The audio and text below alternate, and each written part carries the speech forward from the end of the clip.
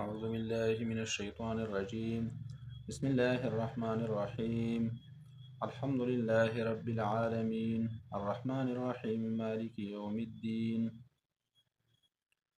صدق الله مولانا العظيم. قرآن مجید د الله تعالی عظیم الشان کتاب دی چې الله تعالی په خپل هغې ته یو برکتي او د رحمتونو نه ډک کتاب فرمایلی دی. په قرآن مجید متعلق مختصرا درې خبرې ذکر کیږي. اول د قرآن مجید تعریف، دویم د هغې موضوع او دریم عرض. تعریف مطلب قرآن مجید څه ته ویل کیږي، او موضوع مطلب قرآن مجید د څه شي نه بحث کوي. غرض مطلب د څه دې کې فایده سره د قرآن مجید په زده کولو او ښودلو کې. تعریف د قرآن مجید الله تعالی په خپله فرمایلی دی. الله تعالی فرمایي کتاب انزلناه مبارک لیدبروا آیاته وليتذکر اولو الالباب. الله تعالی فرمایي دا یو کتاب دی او کتاب انزلناه مبارک، دا یو کتاب دی الله تعالی فرمایي موږ نازل کړی دی، دا ډېر برکتي کتاب دی. ولې نازل کړی دی؟ چې خلک د دې په آیاتونو مبارکو کې سوچ وکړي او پوهه خلک د دې نه نصیحت قبول کړي او نصیحت یې واخلي. دا تعریف الله جل جلاله په خپل باندې قرآن مجید کې فرمایلی دی. موضوع قرآن مجید هغه توحید دی، یعنی د الله تعالی د یووالي بیان. د الله تعالی متعلق چې څومره خبرې دي، د الله تعالی چې څومره صفات دي، هغه قرآن مجید کې بیانېږي.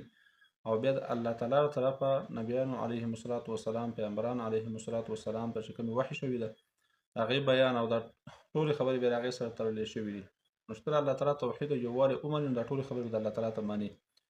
نو زیات بیان قرآن مجید د الله تعالی د یووالي کوي. دا قرآن مجید موضوع د توحید د الله یووالي. غرض فایده پکې سره الفوز بالدارین، دنیا او آخرت کې کامیابي. دنیا کې چې کوم دی نو د الله تعالی د رحمتونو سره مخامخ کېدل، او په آخرت کې د الله تعالی د رحمتونو سره د جنت په شکل کې مخامخ کېدل چې جنت الله تعالی انسان بوزي. نو دا د قرآن مجید هغه غرض دی. دوه قسمه سورتونه قرآن مجید کې ذکر کېږي، یو ته ویل کېږي مکي، بل ته وایي مدني. مکي هغه سورتونو ته ویل کېږي چې کوم د هجرت نه مخکې نازل شوي دي. نبی علیه السلام مبارک چې مدینې ته هجرت نه دی کړی، د هغې نه مخکې کوم نازل شوي دي هغې ته مکي وایي. کوم چې د هجرت نه وروسته نازل شوي دي هغې ته مدني وایي.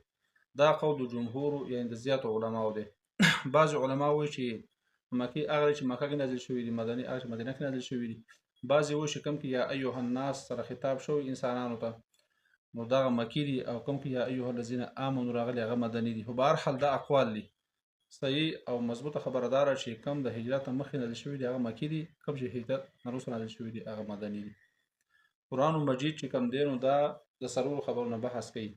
یو د الله تعالی صفت بیانېږي، خالقیت، الله تعالی د پیدایش صفت، یعنی الله تعالی پیدا کول کوي، مخلوقات پیدا کړي دي.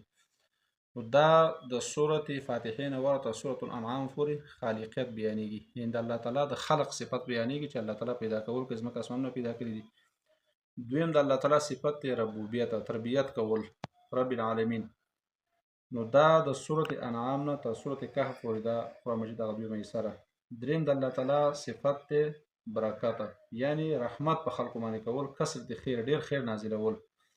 نو دا د سورة کهف نه بیانېږي تر سورة سبا پورې. الله تعالی بیان قرآن مجید کې د قیامت، یعنی د مرګ نه وروسته چې کومه زندګي را روانه ده، نو دا د سورة سبا نه تر اخره قرآن پورې ده. دا څلور حصې د قرآن چې کوم دي ترجمه ده، انشاءالله تعالی دا ترتیب باندې مخکې ځو. واخر دعوانا الحمد لله رب العالمین.